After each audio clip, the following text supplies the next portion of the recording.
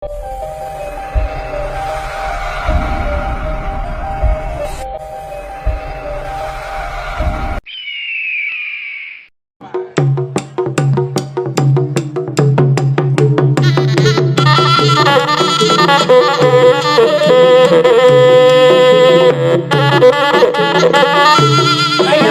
bangunan.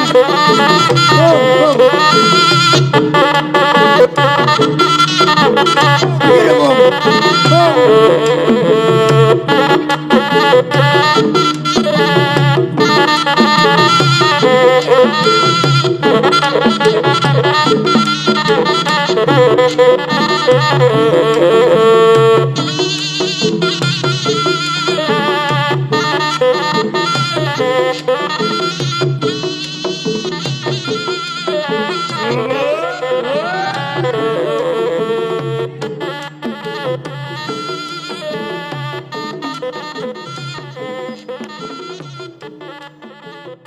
Baru-baru ini Marga Pakpahan menggelar Musyawarah Nasional Munas pertama Punguan Pomparan Raja Lumban Bosi Pakpahan Dohot Boru Sedunia yang disingkat PPRLP, yang dihadiri ribuan keturunan Marga Pakpahan dan berlangsung selama 2 hari, Jumat tanggal 2 September tahun 2022, sampai dengan Sabtu tanggal 3 September tahun 2022 di Sosor Batu Desa Pakpahan Kecamatan Onanrunggu Kabupaten Samosir.